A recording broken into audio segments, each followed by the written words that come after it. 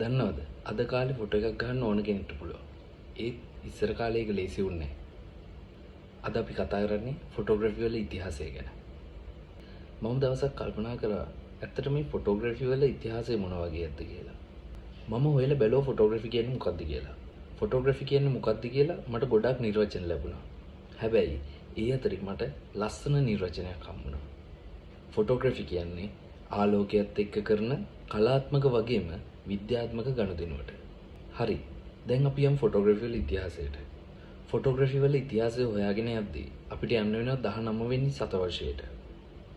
19 වෙනි සියවසේ දකින්න ලැබෙන්නේ කැමරා ඔබ්සිකියුරා කියන උපකරණය. මේ උපකරණයෙන් වෙන්නේ කුඩා කළුවර කුටියක් ඇතුළට ආලෝකය කුඩා සිදුරක් ඇතුලෙන් ගමන් කිරීම.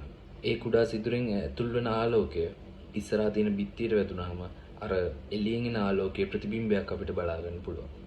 ඔයා දන්නවද 1826 දී තමයි අපිට ඡායාරූපයක් ඉස්සෙල්ලාම දකින්න ලැබෙන්නේ.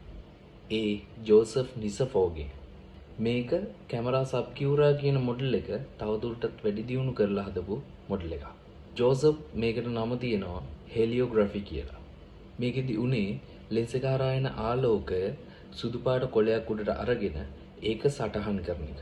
ඒක තමයි පළවෙනි ඡායාරූප පිටපත කියලා අපි හඳුන්වන්නේ. ඊට පස්සේ 1839 දී ලියුස් ඩග්යා කියන පුද්ගලයා හඳුන්වලා දෙනවා ඩග්යා ටිප්ස් කියන ක්‍රමවේදය.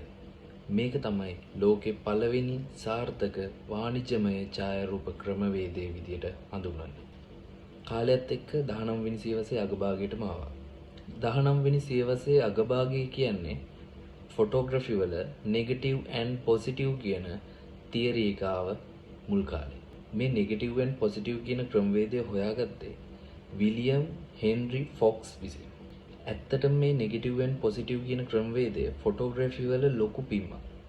මොකද මේ නෙගටිව් කියන ක්‍රමවේදයට අනුව ෆොටෝස් අපිට පිටපත් ගොඩක් ගහ ගන්න පුළුවන් වුණා. 19 වෙනි සියවස ඉවර වෙලා 20 වෙනි සියවස පටන් ගන්නවා. මේ ෆොටෝග්‍රැෆි වල ඉතා දියුණු කාලයක්. ඒත් එක්කම 20 වෙනි සියවසේ මුලම කලර් ෆොටෝස් එහෙම නැත්නම් වර්ණ ඡායාරූප තාක්ෂණය දියුණු වුණා. ෆොටෝග්‍රැෆි පැත්තෙන් එහෙම දියුණු වෙද්දී අපි කතා කරොත් වීඩියෝග්‍රැෆි පැත්ත මේ කාලෙදි තමයි ලෝකේ පළවෙනි ෆිල්ම් කැමරාව නිර්මාණය කරේ.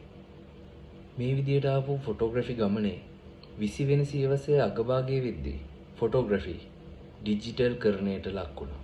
වර්තමානයේ වෙද්දී අපි පාවිච්චි කරන හැම කැමරාවක්ම ඒ කියන්නේ නිකෝන්, කැනන්, සෝනි, ෆූජිෆිල්ම්ස් ඒ වගේ ගොඩක් කැමරාස් ඩිජිටල් කියන